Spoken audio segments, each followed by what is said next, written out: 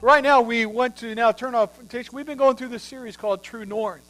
We've been looking at stories in the Bible. The whole theme is, what can we do to stay on God's path? And if we're honest with ourselves, many times the path can be pretty smooth. But what do you do when all of a sudden your path looks something like this? You're going down the road, you're doing what's right, and you look up, and all of a sudden you see a storm on the horizon.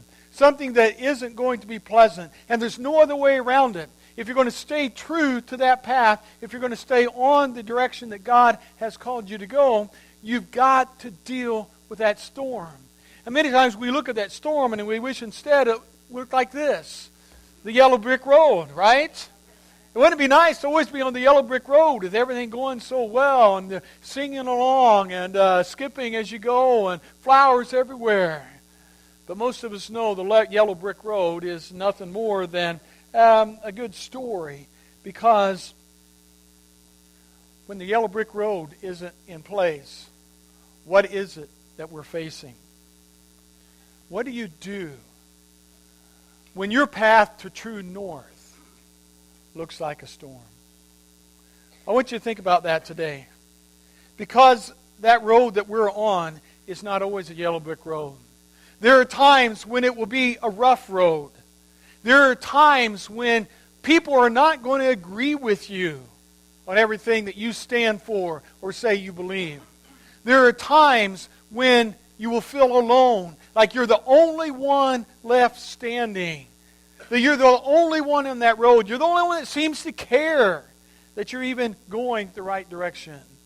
There are times that you're going to be unsure of yourself.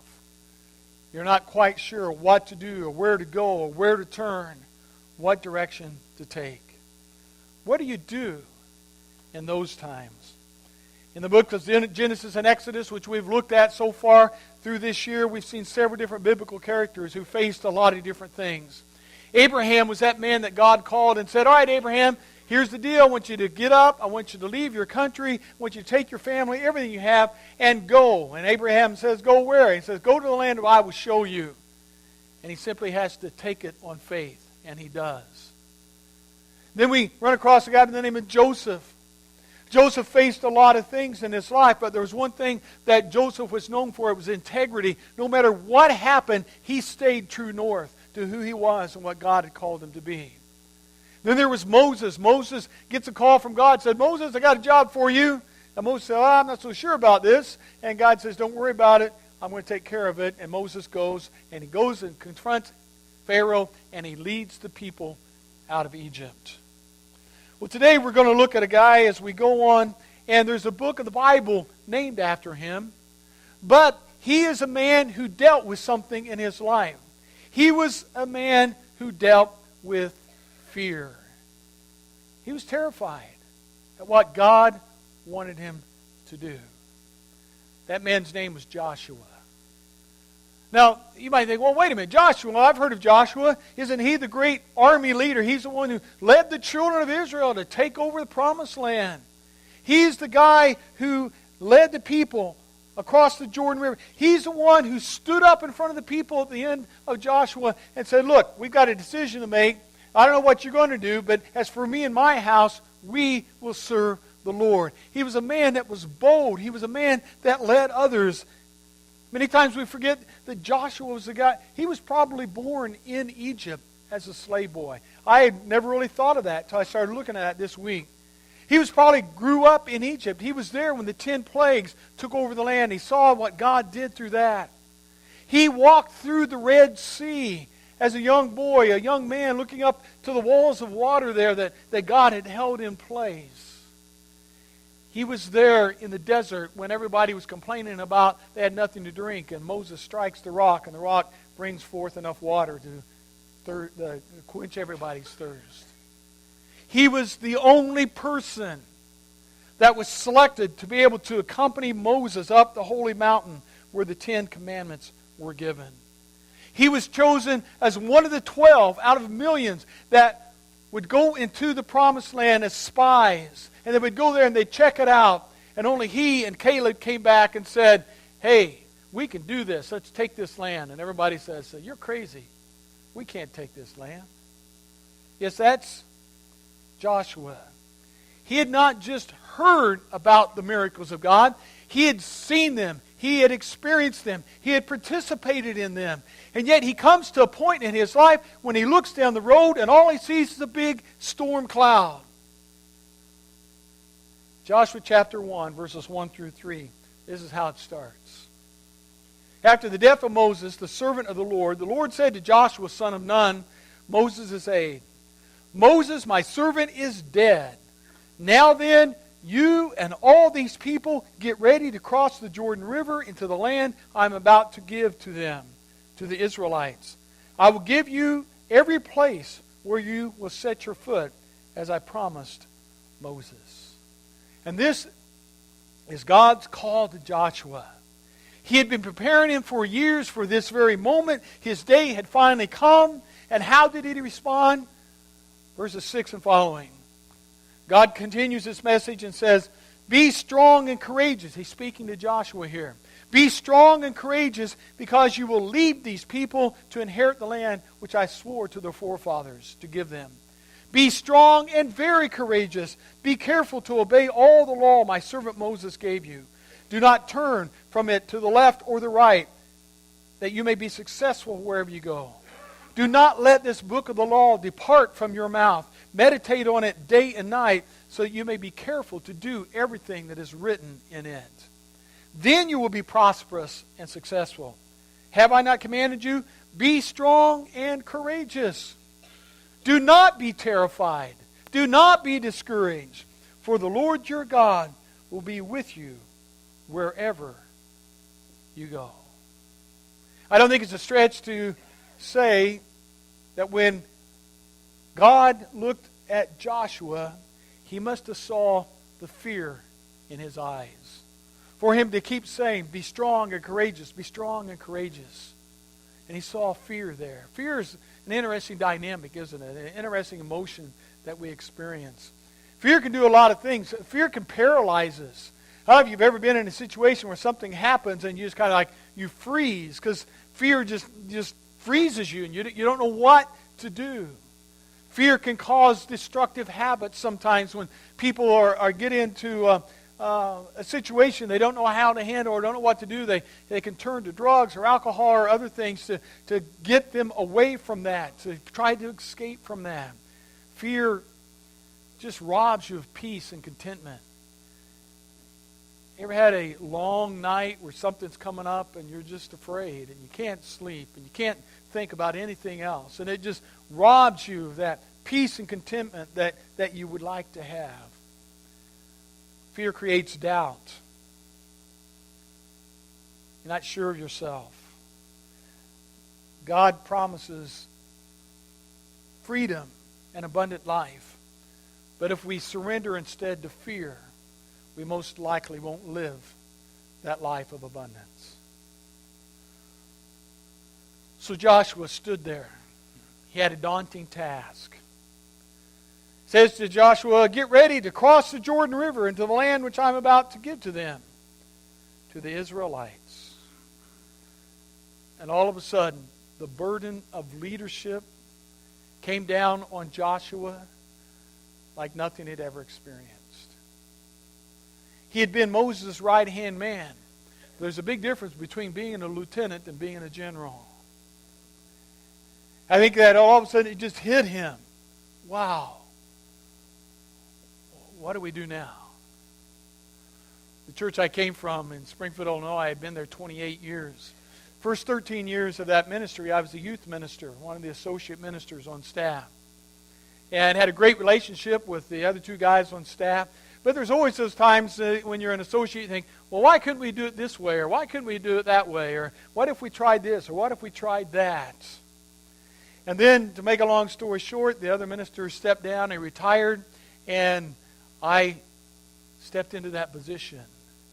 And all of a sudden, the church looked entirely different from behind that other desk. Well, whoa, what was I thinking here? And it's scary. It's a scary thing. I think that's some of the things that Joshua was going through. It wasn't he was unsure. It's just that as he looked down the road, all of a sudden, it was not the yellow brick road anymore. It was a storm cloud up there. And how do you handle that? How do you deal with that? Nowhere does it say that Joshua was afraid, but in verse 9, when God says, don't be terrified and don't be discouraged, that's a good indicator of what he was going through. And in chapters 8 and 10 of Joshua, he comes back again and he says, Joshua, don't be afraid. You've got this. Now, fear is one of those natural emotions. God has given us all kinds of emotions, and it's not wrong to have those emotions. In fact, fear is also one of those things that can trigger us to prepare ourselves for something down the road, something that's coming up. And Joshua took that and he began to lead. What I want to encourage you to do, whatever it is you might be facing as you're looking down the road, as you're looking at maybe a storm, maybe in the middle of a storm, how are you going to deal with that? What are you going to turn to stay on true north? What are you going to do to stay on the path that God has called you to follow? There's some things I think we can learn. 4 things I think we can learn from this passage as God talks to Joshua. And the first is simply this: let God's Word encourage you. Let God's Word encourage you. Now, we don't know if there was anybody there with Joshua slapping him on the back, giving him high fives. All right, Joshua, finally, you got this thing. It's your time to shine. We don't know any of that. We don't have anybody coming up to him and saying, hey, you can do this. But God spoke a word into his heart and encouraged him. He told him, be strong and courageous. Be strong and very courageous. You will be successful and prosperous. Be strong and courageous. God spoke into his life at that moment when he needed it the most. We need to let God speak into our lives. So many times we look to other places or other things for answers, and we fail to simply depend on what he's saying in his Word. God takes his Word, the Bible, and it's given to us. You've probably heard this acrostic, but it's a great little acrostic for the word Bible. Basic instructions before leaving earth. The Bible's basic instructions before leaving earth. And God speaks into our lives. He speaks into our hearts. And we need to depend upon that. On the back of your bulletin, on the bottom page, along the bottom, each week has been a reading schedule as we're attempting to go through 12 books of the Bible this year to find out what God's story is. I hope that you will take the time to follow that schedule. Now, there will be times, especially in the book of Joshua, when you get into the middle of the book of Joshua, all of a sudden it starts listing all these people and all the territory they get. And it's tempting sometimes just kind of, man, what is all of that? And it's not the most exciting reading in those sections. But here's what I want to challenge you as you come to places like that. I want you to notice the detail of God and how well God knew his people. And he knew where they were, and he knew where he was going to place them. Every tribe and every leader and all the territories, God had figured out. And God's not changed any, because he cares for your life and my life just like that. So let God's Word encourage you when you see the storm clouds ahead. I'm not sure quite what to do. God spoke to Joshua and said, be strong, courageous. Don't be afraid. And to go along with that, he gave him some promises. Depend on the promises of God if you want to stay on the right path. Verse 8, God promised this: I will give you every place where you set your foot, as I promised Moses. You will be prosperous and successful. Verse 9, the Lord your God will be with you wherever you go. Promises make a difference, don't they? And promises made and promises broken are very frustrating things. And one of the things that just drive me crazy anymore is promises sometimes that salesmen will give you along the way for this or that. I remember several years ago, I was out in the front yard and this guy comes up and said, hey, we're going through the neighborhood today and we have this new service here in town called CenturyLink. and we're offering cable service and internet service and all this stuff. And he had quite a sales pitch, and it was really a good deal. And I said, you know what? Let's do it. We'll just go for it. Save me some money. Get all this stuff. They came and hooked everything up and all of this. And guess what? A lot of the promises he made were not actually happening on the end that where my TV was. All right? Especially with the internet. You know, you're supposed to be able to run, you know, all this technical stuff. To run something like Netflix or a program like that, you got to have at least 1.5 megabits of data coming through and all that. It wasn't even enough to do that. So I call the 800 number and say, hey, we got a problem here. And the guy says, oh, well, no, it's really not a problem. You're just at the end of the line and the signal's too weak for you. He said, but is there anything I can do to help? And I said, yeah, make it work. That's all I'm asking. You promised the world, but they didn't even deliver. It was bad, you know. If you love CenturyLink, God bless you. You know, but not going to go there again. God's promises are not like a CenturyLink salesman. They're true and they're just, and you can count on them. So Joshua said, Joshua, wherever you step your foot, I'm going to give you that land, just as I told Moses. And you're going to be prosperous and you're going to be successful. And I'm going to be with you. And God gives us promises in His Word.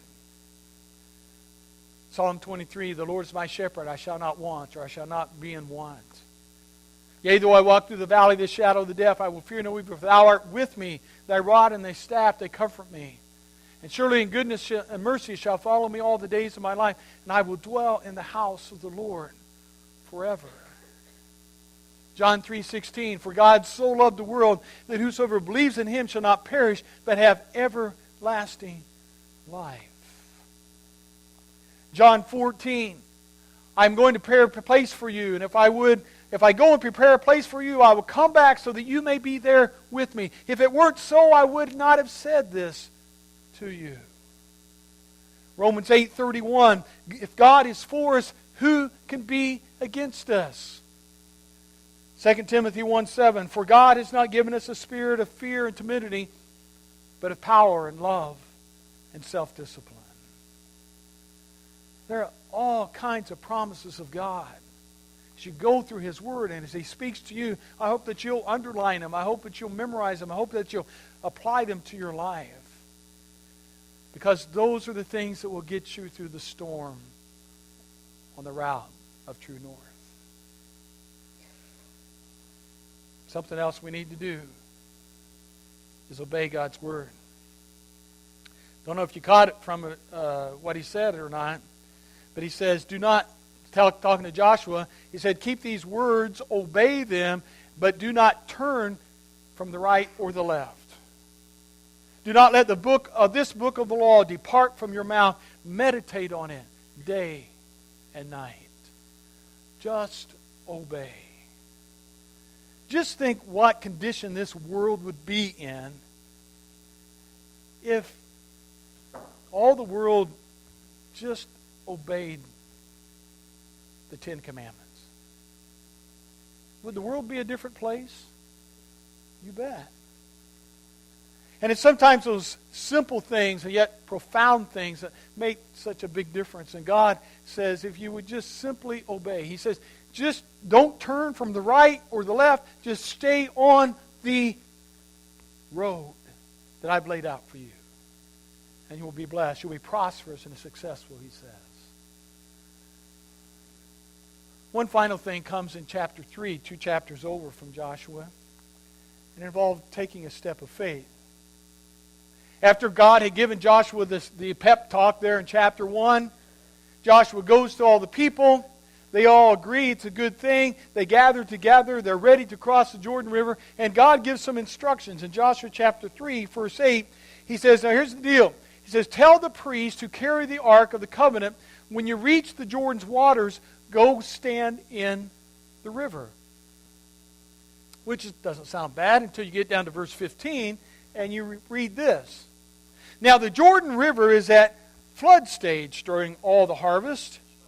Yet as soon as the priest who carried the ark reached the Jordan and their feet touched the water's edge, the water from upstream stopped flowing, and it piled up in a huge heap at a great distance away. The priest who carried the Ark of the Covenant of the Lord stood firm on the dry ground in the middle of the Jordan while all Israel passed until the whole nation had completed the crossing on dry ground. Well, God's done the Red Sea. He can surely handle the Jordan River, all right? And He does. But there are two things I think is important for us to think about and hear what was going on there. First, the Jordan River was at flood stage. It was the spring. Now, I've never been to the Holy Land to see the Jordan River, but I've seen nice pictures of a nice little calm brook going across there. Doesn't look too intimidating. But if you Google Jordan River at flood stage, this is what you come up with. That's not a thing I'd like to go stand out in the middle of. I don't know about you. But that was the instructions they received in verse 8. I went to the priest to go and stand in the middle of the river. And oh, by the way, the river's at flood stage. And oh, by the way, here's what it's going to take. I'm not going to stop it before you get in. He says, as soon as your feet touch the water, then the river will stop flowing. Taking a step of faith means sometimes doing something not knowing exactly what's going to happen. Real quick, let me challenge you with this. Trust in God. There's times that we need to take a step of faith, and it's times that we take a step of faith that we grow the most. I don't have as much time as I'd like to, so let me just share this very quickly. When I first came to Anchor, we had, before the hurricane, we took out the modular building. We had a modular building now that we used for high school class, and we had another where my office is now was full of some stuff. And we had no classroom space except for one classroom. And to make a long story short, I said to the guys, why don't we build a garage so you can have a place to store all your junk? And we did. I thought we were just going to build a steel shed. And the guy said, no, we need a good, solid building. We put the need out there and raised more money than we needed to construct the current garage in a month. To me, that was a step of faith. We're now in the midst of a building program, and we're looking at going forward and to get a lot more classroom space and fellowship space and things like that. And this all started a couple years ago. We said, let's get some modulars so we can at least have another classroom or two. And we've been giving the city of Bonita a rough time, but maybe God knew best because the city of Bonita said, no, you can't do modulars anymore in Bonita. So we began the journey. And we've been taking steps of faith along the way, and God has provided. Next week, we're going to have groundbreaking for that right after this service. In my own personal life, when we moved down here to Florida, that was a step of faith. I'd been in the church for, as I mentioned, 28 years. Things were going well. And received a call actually from Rocky over here. Said, hey, would you consider coming? And to make a long story short, God tapped me on the shoulder and said, why don't you do it? It was a step of faith, but God has blessed that. There's a whole bunch of other stories. I had some others I wanted to share with you, but let me challenge you with this. What is your true north story? What is it that God has done in your life when there's been times when you weren't sure quite what to do? You looked down the road, you saw a storm cloud, and He got you through it. I want to encourage you to write a true north story and email it to me or hand it to me. And I'd love to share some of these true north stories in the days and the weeks to come. As we understand that God is going to be there, and when we see the storm cloud in front of us, we just know that we need to let God's Word encourage us, and we need to depend on His promises, and we need to obey His words, and then take a step of faith. And when that happens, we will be blessed and encouraged and taken care of. Let's depend on Him keep us true north. Let's pray.